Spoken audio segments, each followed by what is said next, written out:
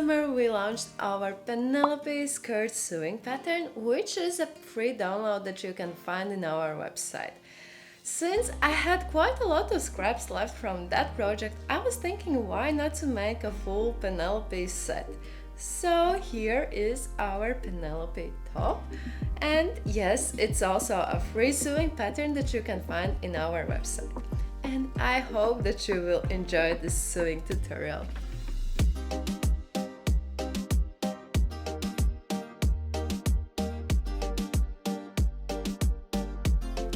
This is a beginner-friendly sewing project for a single afternoon. The only challenge you might find here is the shirring, but once you try it, I promise it is so easy. You can make this crop top with shoulder straps for extra stability, and you can also make this tie detail that you can wrap around the top and get a very different look. By the way, it is possible to wrap the tie detail around the bra. I know for many, including myself, it is important.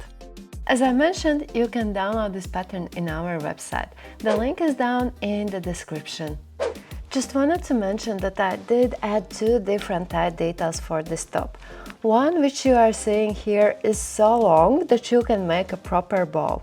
The other, which I added later, is a smaller tie detail and it is more suitable for scrap projects, so you can pick yourself.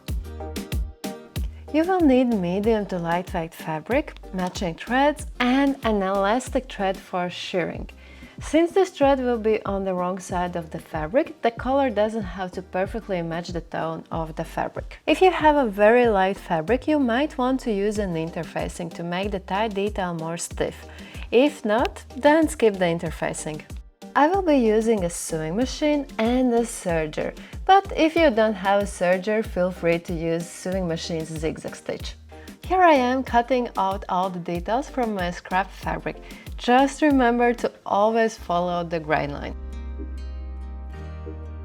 After cutting, mark these notches with a marker or a soap. This is the place where the shoulder ties will go. Do not cut these notches because we will need to hem this neckline. While we are here, I will also mark the lines where the shirring will go. So make these markings on the fabric's right side because that's where we will be sewing. If you are completely new to shirring, I would advise for you to draw every single line, but if you have done it previously, feel free to draw every fourth or fifth line. Remember to draw these markings on both front and back panels. Let's start by hemming the neckline and also the lower edge, and let's do this for both front and back panels. I will be using my favorite method, which is baby hem. So start by folding 1 cm of the edge and stitch 2 mm apart from the folded edge. If you feel that baby hem takes too much of your time, check the description. I have added a video where I show 2 other hemming methods for light fabrics.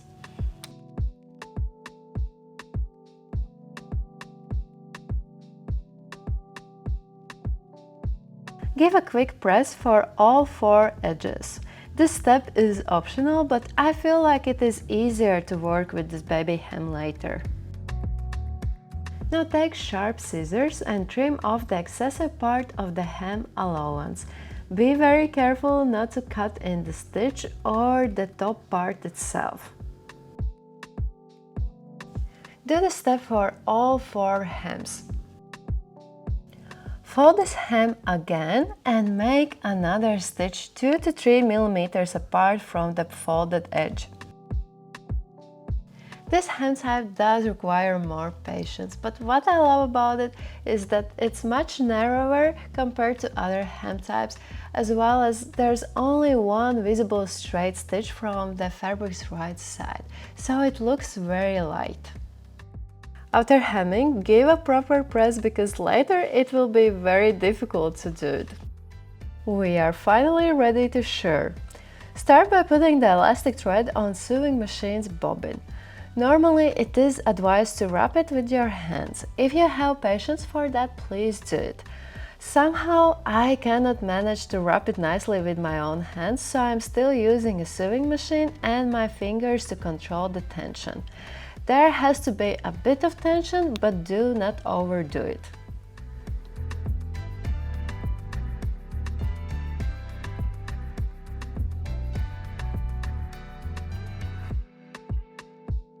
Place the bobbin in your sewing machine, and for the top thread, leave the regular thread.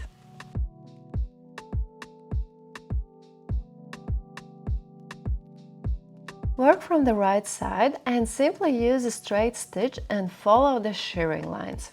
If you have a light fabric, the shirring will start right away. But if your fabric is much thicker, then the shirring effect will take a bit much more time and probably it will start around 4th or 5th line. Remember to do the shirring for both front and back panels.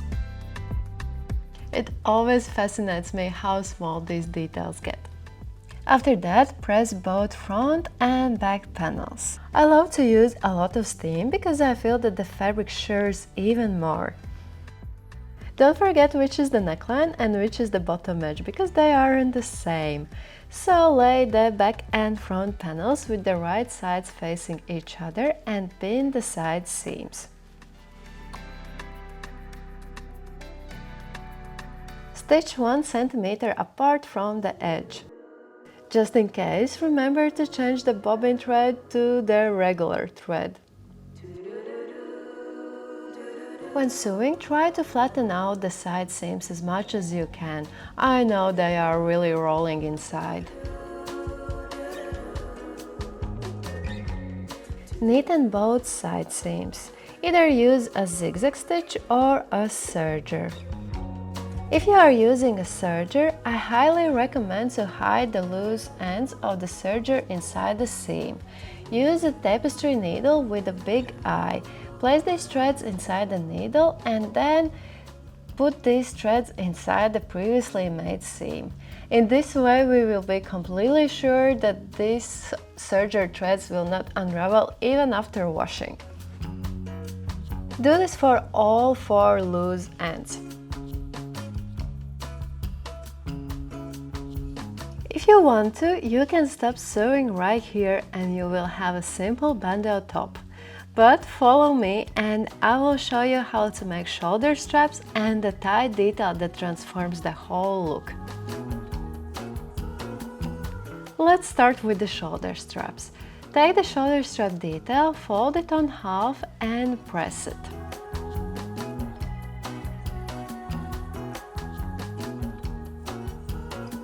Now we have found our middle line. Take one of the raw edges and fold it in a way that it's matching the middle line. Press it all the way down.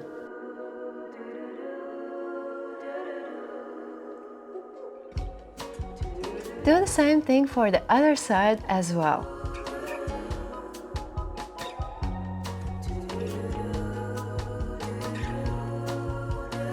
Now fold it on half again and press it completely in a way that those raw edges are hidden inside. Stitch 1 mm apart from that open edge. By the way, if you are ever making belt loops, this is exactly the same method, except belt loops usually are a bit wider. Don't forget that there are 4 shoulder strap details and do these steps for all of them. Press all 4 shoulder straps until they are completely flat. Very often the beginnings and endings aren't the prettiest, so simply cut them off.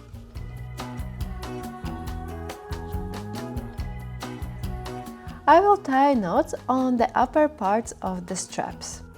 If I won't do this, these endings will eventually unravel. Another option would be to fold these raw edges and stitch with a sewing machine. But I think these knots are looking quite cute.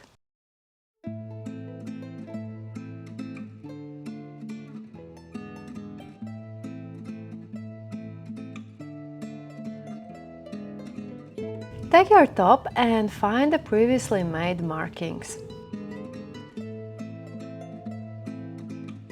Take the ending of the strap that isn't knotted. Place it exactly on the marking and pin it to the top.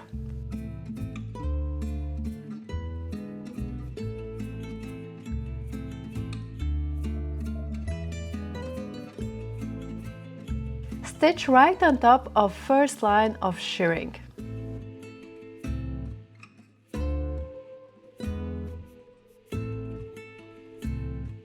Repeat this step with all 4 shoulder ties. Let's make the tie details. So start by folding on half with the right sides facing each other. Then make a stitch 1 cm apart from the edge and leave a hole in the middle of this detail. If you are making the big bow detail, then also work in the same way. Just follow the perimeter and leave an opening at the middle. Trim off the seam allowances at the corners. Leave around 2 mm of the fabric next to the stitch. Take some sort of a stick, I will be using my fabric marker, and push the ending of the tie detail through the opening.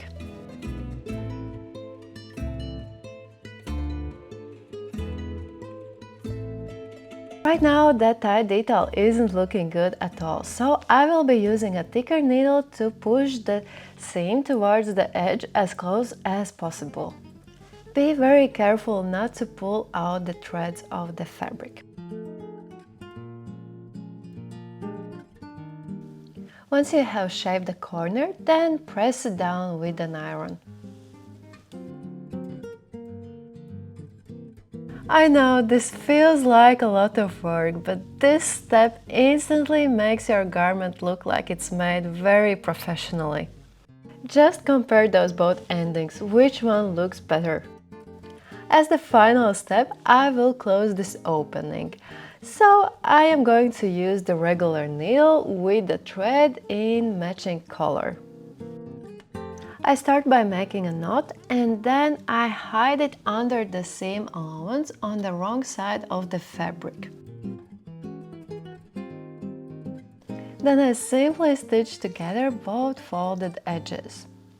Try not to pull the thread too hard, otherwise it will gather the fabric. But in case if there is a little gathering, then you can fix it by pressing it down. Because the front and back panels are so similar but they aren't exactly the same, I highly recommend to sew on at least like a part of a ribbon to mark where is the back panel, so every time you are putting it on, you will not be mistaken. Give the final press and you have finished. If you enjoyed this tutorial, please leave us a like and subscribe to our channel for more sewing and knitting tutorials. Bye!